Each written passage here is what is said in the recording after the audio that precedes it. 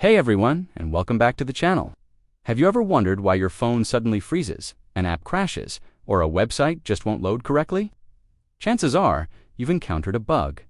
But what exactly is a bug in the world of technology? And how did we even start calling them bugs? It's a pretty fun story. The term bug in computing actually has a fascinating origin.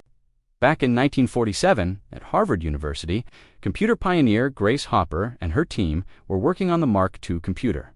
One day, the machine stopped working. After some investigation, they found a moth stuck in one of the relays, literally causing a malfunction. They carefully removed the moth, taped it into their logbook, and noted, "First actual case of a bug being found." And that, my friends, is how the term debugging was born.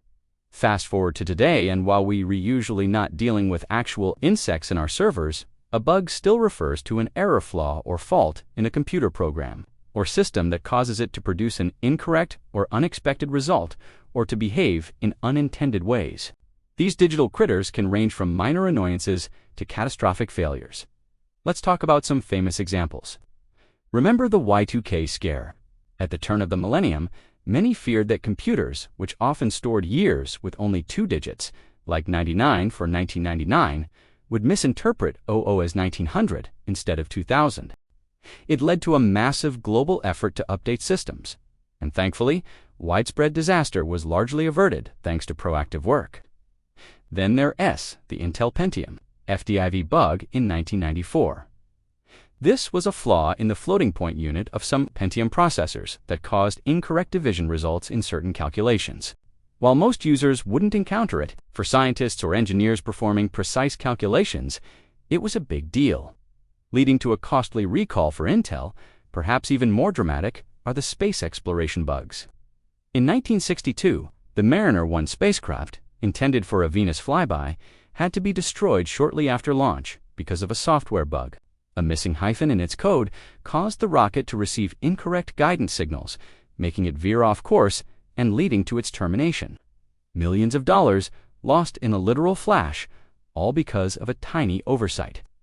Another infamous example is the Ariane 5 rocket disaster in 1996. Just 37 seconds after liftoff, the rocket veered off its flight path and exploded. The cause? A software bug related to a data conversion error. A 64-bit floating point number representing the horizontal velocity was converted to a 16-bit signed integer. The value was too large to fit, causing an overflow error, which led the guidance system to interpret it as a major malfunction and initiate S. Incredible, isn't it, how something so small can have such massive consequences?